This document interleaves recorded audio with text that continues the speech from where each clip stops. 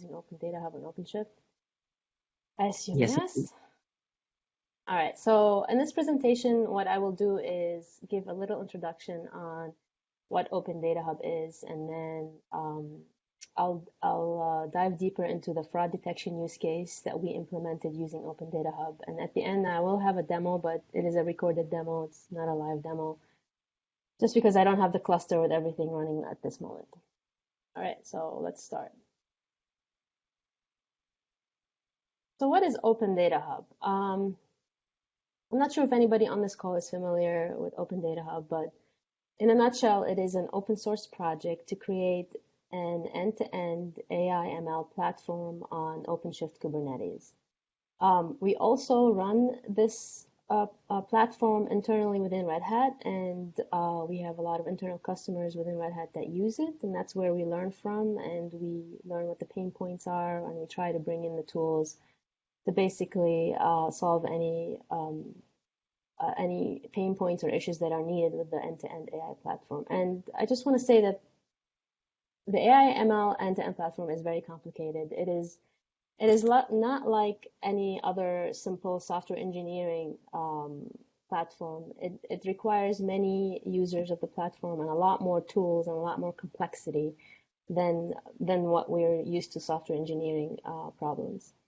So with this in mind, we came up with the OpenDataHub project, and today it is an operator that you can download from the community operators on OpenShift.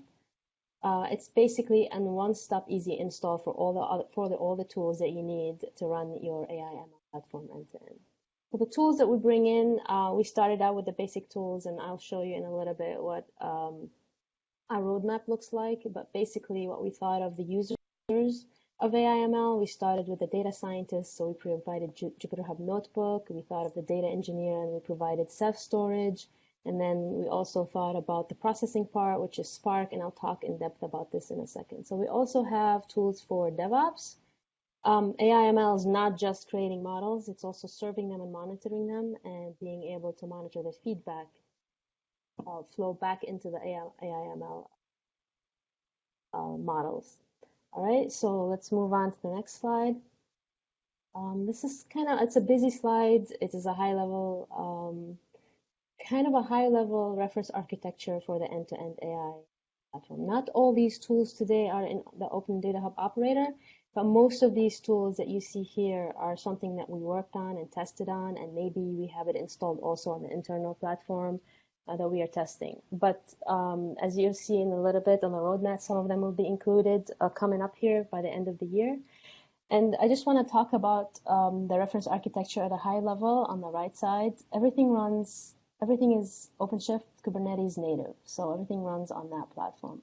And as you can see, as I mentioned earlier, we have multiple users for that platform. We have the data scientists, the business analysts, the data engineer, the DevOps engineers. All these people need to use these tools in the platform. Starting from the bottom, again, it's a different software engineering problem with AI/ML. We always start with data. Your data can be in motion or can be static somewhere in storage, such as in-memory databases or data lakes or relational databases. Or it could be in motions, for example, it could be in Kafka or coming on an S3 interface from Ceph, etc. So after we get the data, we can tag the data or data, clean the data, etc., and then give it to the data analyst, which is the next green level here that we see. The data analyst will take the data and they will create the models, they will analyze it, they will try to make meaningful predictions or meaningful studies out of it. Once that's done, then you basically have models that you need to serve, and that's where Selden comes into place for the model lifecycle, MLflow, where I think we demoed that here previously for stats coming out of the model, the applications that use the model, etc. So on the right side, we see, so now that we have the model served, it's running, we have data coming through it, we have to monitor it, right? We have to not just monitor it, we also have to have some kind of workflow that is automatically generating updates for that model.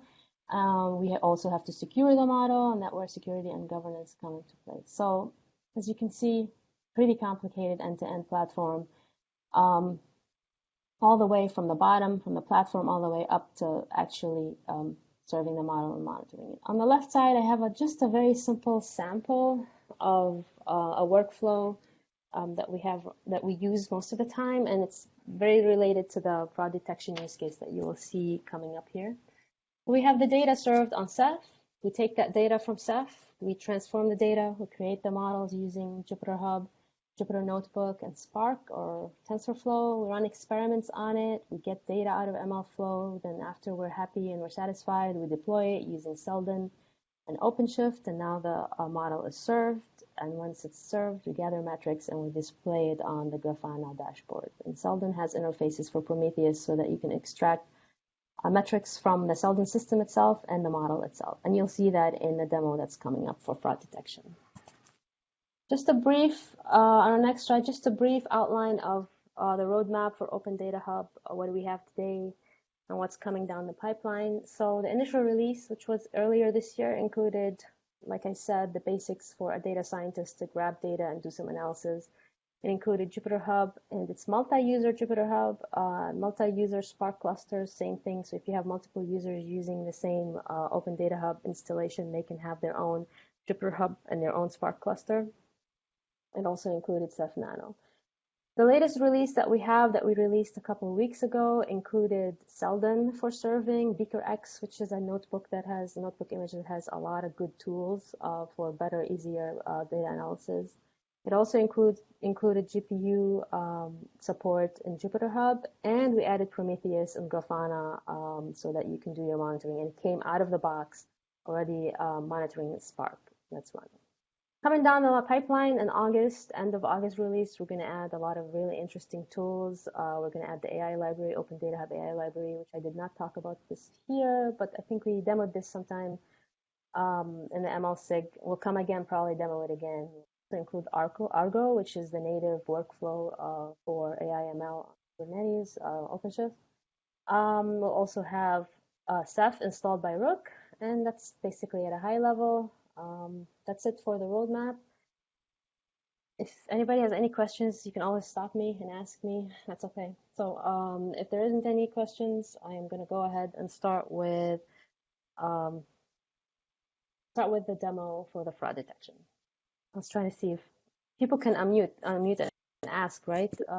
Yeah, anybody, I'm just unmuting everybody now, so you just are all self-muted, right? Self-muted now, choose to be.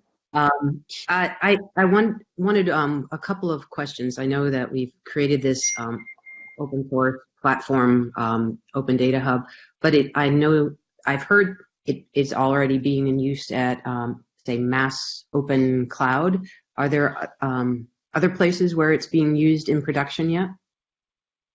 Yes, we do have some Red Hat customers that already deployed it and are using it. But yes, it's in the Mass Open Data Cloud where scientists and researchers at the universities use it.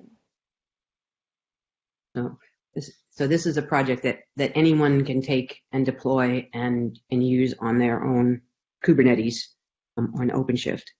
Yep, and thank you for pointing that out. I missed the URL is opendatahub.io. If you go to that webpage, you'll find all the information on how to install it, the documentation, our blogs, and we also have HighLevel Architecture, reference architecture at /arc.html. Yeah. Evan from Couchbase. I have a quick question. Yep. So you're using Ceph as the storage.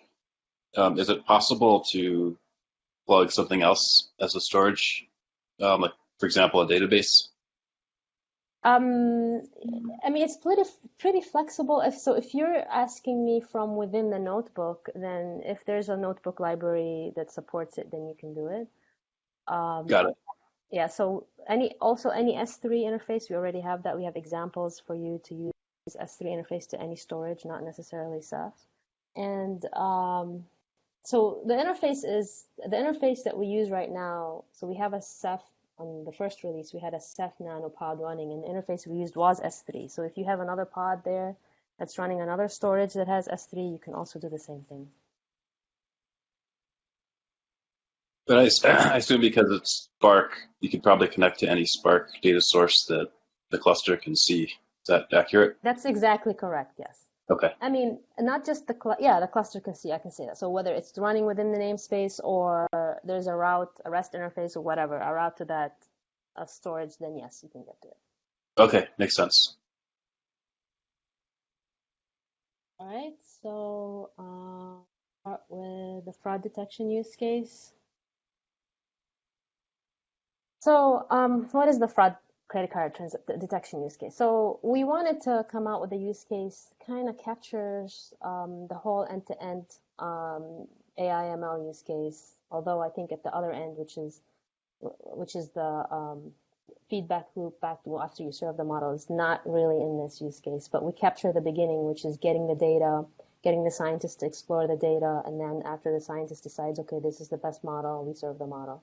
So what we did is we grabbed some data from Kaggle. It's credit card transaction data. This data set included time of the transaction, amount of the transaction, and 21 hidden features of the transaction, and they're hidden to protect consumer data. So we took that data, and what we did is we used all the tools that we have in the OpenDataHub to kind of flow through this, exploring the data, fixing the data, creating a model, and serving the model. We wanted to create a model that can predict a fraud transaction. So you feed it one of these credit card transactions, it will tell you this is fraud or this is not fraud. We also wanted to monitor the model, so we collected models of the model and we showed these metrics using Grafana dashboards. Of course, metrics were collected from Prometheus. All right, so let's move on to a high-level architecture slide. Again, a little bit more busy, but I'll talk through it. So at the left side, you'll see the users of this use case. We have the data scientists and the end user. These are the data scientist is the person who is creating the models, and I'll talk about it in a little bit, is the person who's doing the credit card transactions. And then we have the DevOps. He's the person who is monitoring and making sure everything is running. So we start with so we downloaded the data and we saved the data in Ceph as credit card transaction data. And the data is around 200,000 transactions. And then we gave this to the data science and said, here, take this data, tell us how can we predict fraud transaction? And then the data scientists, what they did is they used the JupyterHub notebooks and they did their analysis. They used Spark for some analysis to get the data. And as you can see here in the gray Spark box that they have their own Spark cluster, they have their own JupyterHub notebook platform to play with. And then after they came up with the best model, the way they think, and they analyze, and I'll show you an example notebook that we have here later on in the demo. They came up and said, okay, this is the best model that we can come up with. We took that model, we saved it as a file called model pickle, and we saved it in Ceph. So here comes Selden, and we created a Selden custom resource. What custom resource does is that it grabs that model from Rook and serves it, and it serves it as an endpoint. Now to simulate, we don't have credit card transactions coming in through the platform, right? So to simulate that, what we did is we created a Kafka producer. That Kafka producer is going to read part of the credit card transactions every 1 to 5 seconds randomly, and it's going to hit the Selden REST interface for the model. And then that's going to bring back a prediction saying, okay, this transaction was fraud or this transaction was not fraud. During that time that all this is happening, all this metrics and data is collected by Prometheus, and it's shown in Grafana dashboards for the DevOps to kind of watch and see how things are operating. And that's at a high level of what this use case is. Let me see what I have next. Basically, like I said, we stored the transactions. Most of the stuff that needed storage was in Ceph. We used the notebook for data exploration. We used Spark for bringing the data into a data frame. We used sklearn to create the model. That was a random forest classifier. We saved the model in a file. We used Selden to serve it, and we used Kafka producer consumer to simulate the transactions. And then we used Prometheus and Grafana for metrics display. I think that's all I have right now. If there's no questions, I can move on to the video of the demo. So I'm going to switch over here. Right, so we should be seeing right now is the Red Hat OpenShift portal. Yes. Right. All right, so We'll start by showing, the pods and the platform that we just described really quickly, and then we'll move on to the notepad. So you'll see here that we have the Kafka operator, and you will see in a little bit that we also have multiple Kafka pods that are running. You'll see the Grafana pod and the JupyterHub database. And I just want to point out there's this we had two users using it at this point. This was an OpenTLCs, a user and user 11, so they both have their own JupyterHub. You'll see the model, there's two models are being served. One is on the full 200K, and one is just the example that I'll show, just 10K. You'll see the Selden core and the Prometheus pods in the Selden cluster here. See the Spark cluster. And again, same thing, the Spark cluster, we have two users. You'll see two Spark clusters with workers and masters for each cluster. And then at the end, this is just the strings operator. So that's it for, let me just take this off. All right, so let's move on. So this is the notebook that our data scientists use to kind of explore what's the best way. And this is just a sample. I wouldn't say that this is, production ready or anything like that. So we uploaded the credit card data to Ceph Nano in a bucket called open. We get a 200 request back for only a sample of the data, which is 10K of the data. And that's just the exploration part, right? Not the actual production part. So we uploaded this bucket called open, and we used Spark, our Spark cluster, and you'll see that once you open this notebook, you already have a pointer to your own Spark cluster in the OS environment variable, and you just connect to that Spark cluster. We get a handle and a session to the Spark cluster. So here we're just reading the CSV file from our Ceph storage. I'm going to run it. It'll take time, and you'll see that only 10K out of the 200K were read, and it will show you here in a little bit that only a small fraction of these transactions are actually fraud, which makes this data set skewed, but that's okay for this for this little demo. So it's reading the transaction. It will take a little time here.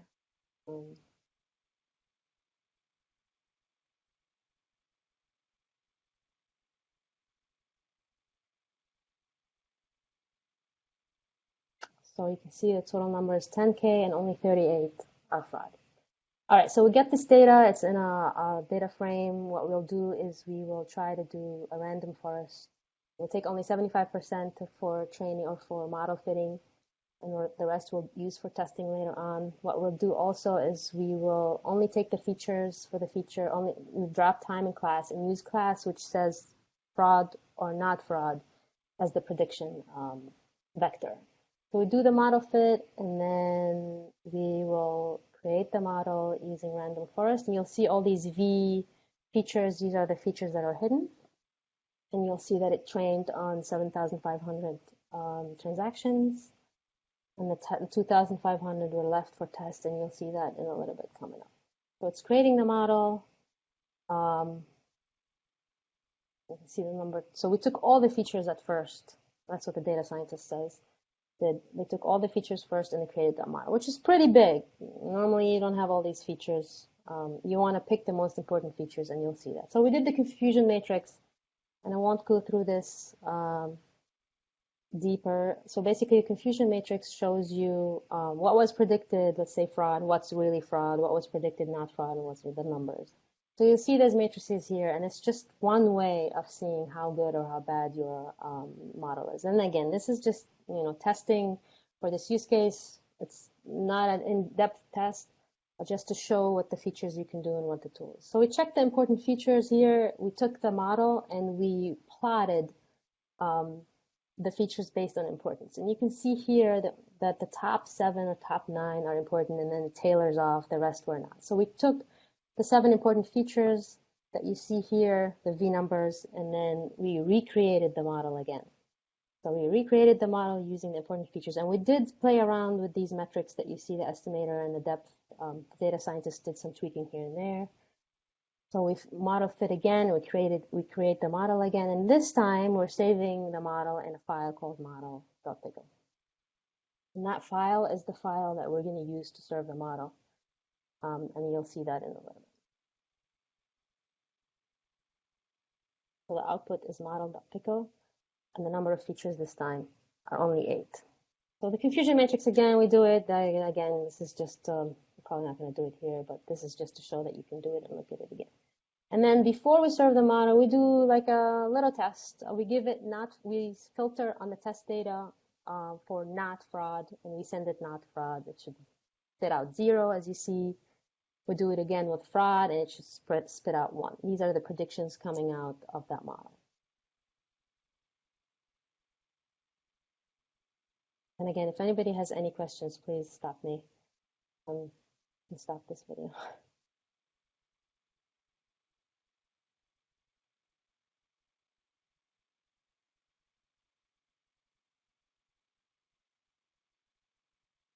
We can see 1 here for all the fraud that's being sent. So we're happy with the model. Data scientist is happy with the model. What he does is, okay, I'm going to load it to Ceph again, and they put it in a specific bucket called model.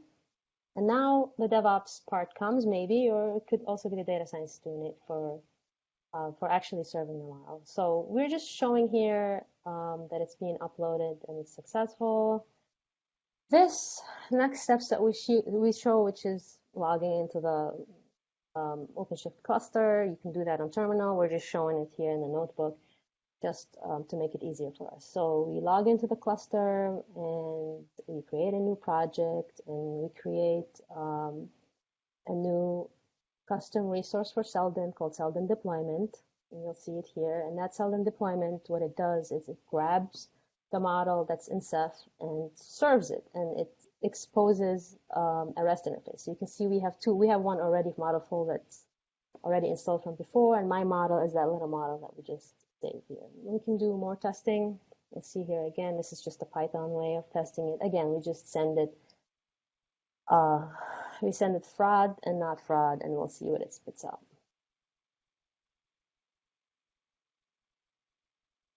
So the full model was used for the demo that you'll see in a little bit. The part where we will see the metrics coming out of Grafana, this is coming from the full model. So we gave it fraud, it spit out 1, and we'll move again here to not fraud, and you'll see that it will return 0.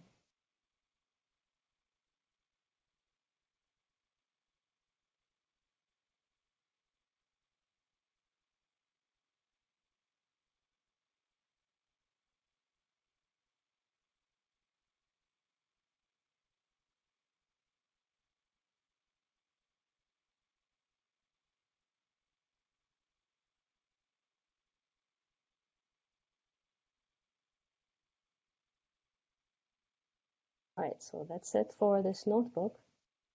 Not fraud giving us 0, and then to the dashboards that we have running on the cluster. So this is the first dashboard that we see in Grafana. This is actually showing all the metrics coming out of the model. So the first graph is graphing probability of a fraud versus amount. Nothing interesting there. You'll see the red spikes are the spikes that are saying fraud. The next one is the probability of fraud versus V17. And here, I think there's something interesting. We see dips for V17 every time we have a fraud. Same with the second one, which is V10. We also see dips. So this is just some interesting things that you can look at for a lot of time and try to come up with something. This is the core metrics for Selden. It just shows what the errors are, the HTTP errors and the success rate and the request per second to the model. Then we move on to another dashboard, which is the Kafka. So like I said, we used Kafka to kind of simulate the transactions. And here it's showing us how many brokers, how many partitions, how many message rates are coming in. And like I said, we are randomly generating messages between 1 second to 5 seconds. Moving on to the cluster monitoring board, and here you'll see all the monitoring coming from the OpenShift cluster, such as memory usage, how much memory we're using, how much CPU we're using. There's an interesting part here, CPU pod usage per pod.